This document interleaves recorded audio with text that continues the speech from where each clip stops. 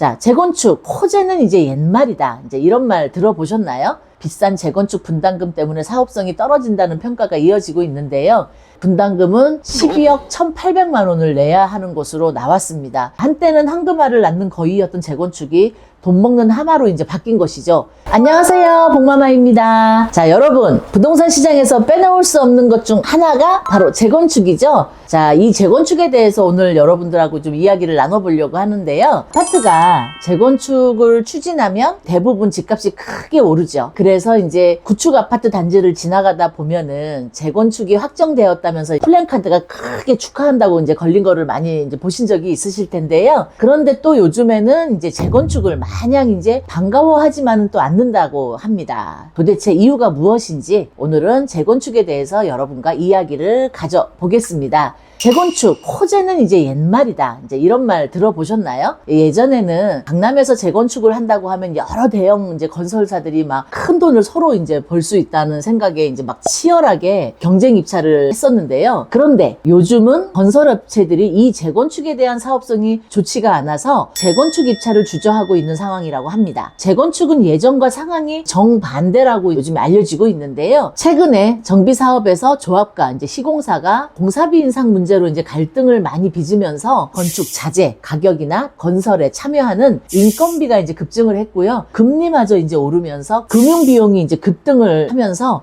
전반적으로 사업 비용이 이제 크게 치솟은 상태라고 합니다. 도대체 공사비가 얼마나 오른 걸까요? 지난해 이제 전국 재건축 평균 공사비는 평당 687만 5천 원으로 3년 새 43%나 올랐고 서울의 경우는 700에서 800만 원에 달합니다. 그래서 건설 현장에서 가장 많이 쓰이는 철근은 57%가 또 시멘트는 46%가 올랐다고 하는데요. 이렇다 보니까 재건축 단지에서 가장 큰 고민거리는 공사비입니다. 시공사는 건설 자재 인건비 인상을 이유로 이제 조합에 공사비 인상의 입장을 이제 계속 밝히고 있고요. 또 조합은 받아들이지 못하겠다는 시공사의 계약을 해지하거나 또 새로 시공사를 찾는다고 합니다. 점점 이 재건축의 사업성은 떨어지고 시공사는 재건축 입찰을 주저하고 있고 조합은 시공사를 구하기 위해서 높은 금액의 공사비를 내야 하는 상황에 지금 놓여 있는 것이죠. 서울의 주요 재건축 사업지도 공사비의 갈등이 이제 커지고 있는데요. 신반포 22차는 계약할 때 당시 평당 공사비는 569만 원이었는데 지금 1,390만 원으로 늘어났고요. 잠실 진주나 반포 주공 1단지도 각각 660만 원에서 823만 원으로 548만 원에서 829만 원으로 공사비가 많이 증가한 상황입니다. 이렇게 공사비가 증가하면 조합원들이 내야 하는 추가 부담금이 늘어날 수밖에 없는 거죠. 서울 서초구 잠원동 신반포 18차 337동 조합원들은 5년 전에 재건축을 처음 추진할 때 같은 평형대 아파트를 분양받을 경우에 가구당 3억에서 4억 원의 분담금을 내야 했습니다. 하지만 최근 시공사가 제시한 공사비를 근거로 분담금을 다시 계산하자 전용 면적 111제곱미터를 보유한 조합원이 면적을 줄여서 97제곱미터 아파트를 받아도 분담금은 12억 1,800만 원을 내야 하는 것으로 나왔습니다. 이외에도 노원구의 상계주공 5단지는 조합원당 이제 추가 분담금이 5억 원대에 이를 것으로 예상이 되자 조합원들이 이를 받아들일 수 없어서 시공 계약을 해지하기도 했습니다. 이렇게 어마어마한 추가 분담금 금액 때문에 주민들 사이에서는 추가 분담금이 무서워서 재건축을 못하겠다는 말이 나오기도 합니다. 한때는 황금알을 낳는 거위였던 재건축이 돈 먹는 하마로 이제 바뀐 것이죠. 부동산 건설 경기는 여전히 찬바람이 불고 있고 비싼 재건축 분담금 때문에 사업성이 떨어진다는 평가가 이어지고 있는데요. 자, 지난 1월에 정부가 부동산 정책을 발표한 내용을 보면 재개발과 재건축이 핵심이었는데요. 정부는 재건축 규제를 대폭 완화한다는 방안을 제안했습니다. 자, 부동산 재건축 시장에서 긍정적인 시그널로 이어질까요? 지난 1월 발표한 부동산 정책에 따르면 재건축 사업도를 빠르게 하기 위해서 패스트트랙 절차를 도입했습니다. 그래서 준공 30년이 지난 아파트는 안전진단 없이도 재건축 시작이 가능해졌습니다. 여러분들 뉴스에서 많이 보는 재건축 아파트가 바로 둔촌주공 아파트잖아요. 둔촌주공 아파트가 2007년도에 재건축 안전진단에서 통과를 했고요. 2007년이면 정말 오래전에 안전진단을 받은 거죠. 재건축은 최소 10년이라는 말이 있는 것처럼 절차도 복잡하고 사업 기간도 오래 걸리는데요. 이번 패스트트랙 절차를 도입하면서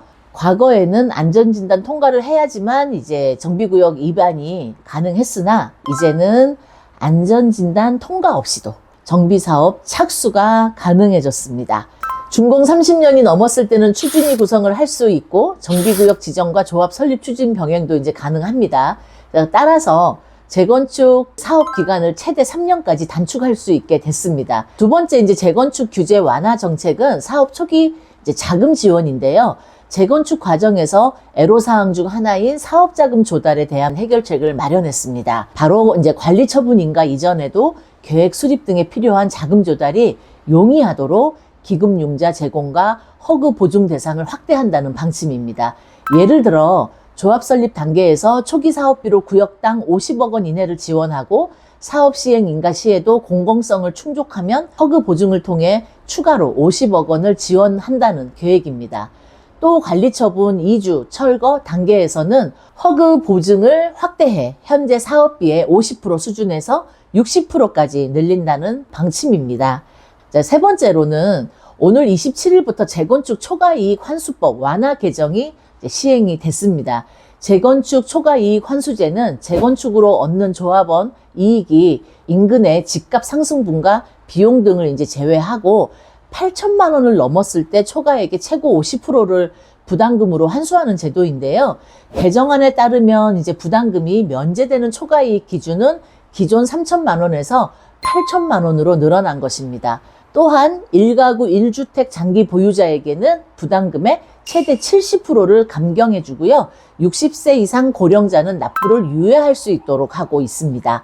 재건축 조합원 분담금이 크게 늘어난 상황에서 초과 이익까지 환수하게 된다면 재건축 사업의 활성화를 잃어버릴 수밖에 없다는 문제로 인해서 일부 완화 개정된 것으로 보입니다. 하지만 부동산 업계에서는 재건축 초과 이익 환수제에 대한 완전 폐지를 외치는 목소리가 이제 높습니다. 그래서 양도소득세와 겹치는 이중과세, 다른 개발 사업은 제외한 오직 정비 사업에서만 과세한다는 것을 봤을 때 형평성이 어긋난다는 평가가 나오고 있어서 정비업계에서는 여전히 문제로 삼고 있습니다. 실수요자와 고령자의 재건축 분담금이 일부 이제 경감이 되었다고 할 수 있으나 세금 부담이 줄었다고 해서 재건축 사업이 활발하게 될지는 지켜봐야 알 것 같습니다.